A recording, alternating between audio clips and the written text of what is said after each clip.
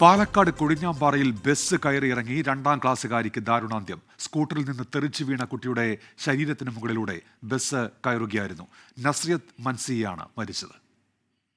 അതായത് KRFBയുടെ ഉടമസ്ഥതയിലാണ് ഈ റോഡുള്ളത്. 3.5 കോടി രൂപ ഫണ്ട് മാറ്റി വെച്ചിട്ടും വർഷങ്ങളായി ഇത് ഒരു അനാസ്ഥയുടെ ഭാഗമായിട്ട് കിടക്കുകയാണ്. നിരവധി അപകടങ്ങൾ ഇതിനകം തന്നെ ഇവിടെ സംഭവിച്ചിട്ടുണ്ട്. അപ്പോൾ ഒരു യുദ്ധകാലാടിസ്ഥാനത്തിൽ ഈ റോഡിൻ്റെ പണി പൂർത്തീകരിച്ച് ഗതാഗത യോഗ്യമാക്കണം. നിരവധി കുഴികളാണ് റോഡുകളിൽ. ഇപ്പം തന്നെ തുടർച്ചയായി 2-3 പേര് മരണത്തിനിടയാവുന്ന സാഹചര്യം പോലും ഈ അപകടങ്ങളുടെ ഭാഗമായിട്ട് ഉണ്ടായിട്ടുണ്ട്. ഇവിടെ റോഡില്ല, കുഴികൾ മാത്രമേ ഉള്ളൂ. അതല്ലാതെ റോഡ് കഴിഞ്ഞ 2 മാസം മുൻപ് ഒരു അങ്കണവാടി ജീവനക്കാരി കൊല്ലപ്പെട്ട സമയത്ത് അന്ന് നമ്മൾക്ക് പോലീസ് സ്റ്റേഷനിൽ ഇരുത്തിക്കൊണ്ട് ചില ഉറപ്പുകൾ കൊടുത്തു. അതിൻ്റെ അടിസ്ഥാനത്തിൽ 2 ദിവസം കഴിഞ്ഞ ഉടനെ ഒരു കുഴി നികത്തലുണ്ടായിരുന്നു. പക്ഷേ റോഡുണ്ടെങ്കിലാണ് കുഴി നികത്താൻ സാധിക്കുക. ഇവിടെ കുഴികളാണ് ഉണ്ടായിരുന്നത്.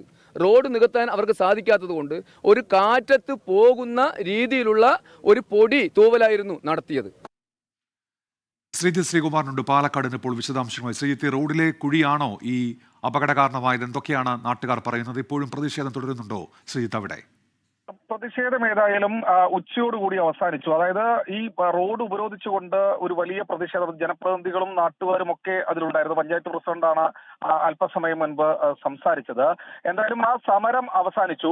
പക്ഷേ അതിൽ യഥാർത്ഥ പ്രശ്നം അഡ്രസ് ചെയ്യുന്നില്ല. നിരവധി തവണ 2 തവണയോളം ടെൻഡർ നടപടികൾ പൂർത്തിയാക്കിയ റോഡാണ്. പക്ഷേ ഈ കുട്ടി വീണ പ്രദേശം അല്ലെങ്കിൽ ഈ സ്കൂട്ടർ അപകടം നടന്ന പ്രദേശത്ത് ആ മേഖലയിൽ കാര്യമായ കുഴികൾ കാണാനില്ല. പക്ഷേ അതിന് തൊട്ടു പുറകിൽ വന്ന ബസ് ആ കുഴിയിൽ ചാടിയാണോ ഇത്തരത്തിൽ വന്ന് ഇടിച്ചത് എന്നതിനെ കുറിച്ചൊരു വ്യക്തത ഇതുവരെ വന്നിട്ടില്ല. എന്തായാലും വലിയൊരു അപകടമായിരുന്നു നടന്നത്. പക്ഷേ ആ കുട്ടിയെ അപകടം പറ്റിയ ശേഷം കുട്ടിയെ എടുത്തു കൊണ്ടുപോകുന്ന ദൃശ്യങ്ങൾ വളരെ കരൾ അലിയിപ്പിക്കുന്ന ദൃശ്യങ്ങളാണ് പുറത്തു വന്നത്. എന്തായാലും ആശുപത്രിയിൽ എത്തിക്കുന്ന മുൻപ് തന്നെ ഈ 2ാം ക്ലാസ്സുകാരി മരിച്ചിരുന്നു. മൃതദേഹം ഇപ്പോൾ പാലക്കാട് ജില്ലാ ആശുപത്രിയിൽ പോസ്റ്റ്മോർട്ടം നടപടിക്രമങ്ങൾക്ക് ശേഷം ബന്ധുക്കൾക്ക് വിട്ടുകൊടുത്തിട്ടുണ്ട് എന്നാണ് മനസ്സിലാക്കുന്നത്. പ്രതിഷേധം തുടരുമെന്ന് നാട്ടുകാർ അറിയിച്ചിട്ടുണ്ട്. അടിയന്തരമായി ഈ റോഡ് നിർമ്മാണം പൂർത്തീകരിക്കണമെന്ന ആവശ്യമാണ്. നാളുകളായി ഇങ്ങനെ ശോച്യാവസ്ഥയിൽ തന്നെയാണോ ആ മേഖലയിൽ ഈ നാട്ടുകാർ ഉന്നയിക്കുന്ന രീതിയിൽ? അതായത് നാട്ടുകാർ പറയുന്നത് ഈ റോഡിന്റെ നിർമ്മാണ പ്രവർത്തനം 4 തവണ KRFB ഫണ്ട് ഉപയോഗിച്ച് 4 തവണ ടെൻഡർ നടപടിക്രമങ്ങൾ പൂർത്തീകരിച്ചതാണ് എന്ന വാദമാണ് നാട്ടുകാർ ഉന്നയിക്കുന്നത്.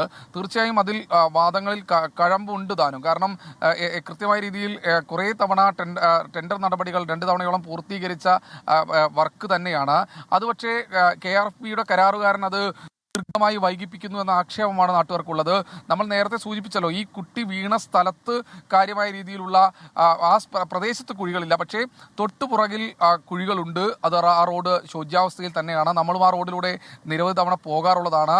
അതായത് ഏറ്റവും എടുത്തു പറയേണ്ടത് ഈ ഭാരവാഹനങ്ങളടക്കം തമിഴ്നാട്ടിലേക്കും മറ്റു പ്രദേശങ്ങളിലേക്കും ഒക്കെ പോകുന്നത് ആ വഴിയിലൂടെ തന്നെയാണ്. അതുകൊണ്ടാണ് ഇത്ര പെട്ടെന്ന് റോഡുകൾ പെട്ടെന്ന് കേടുവരാനും ഉള്ള ഒരു കാരണം. എന്തായാലും ഈ റോഡിൻ്റെ ഒരു ശോച്യാവസ്ഥ നാട്ടുകാരും പഞ്ചായത്തും നിരവധി തവണ സൂചിപ്പിക്കുന്നുണ്ട്.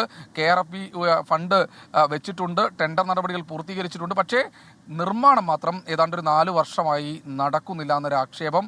അതിൽ എടുത്തു പറയേണ്ടത് ഈ റോഡിൽ കുഴിയിൽ വീണ് ഒരു മരണം എന്ന തരത്തിൽ പറയാൻ കഴിയില്ലെങ്കിൽ പോലും റോഡ് ഏതാണ്ട് പൂർണ്ണമായി ശോച്യാവസ്ഥയിലാണ്. ഈ ബസ്സും അതുപോലെ തന്നെ നാട്ടുകാരും ഒക്കെ നടക്കുന്ന ആ കുഴികളിലൂടെ തന്നെയാണ്.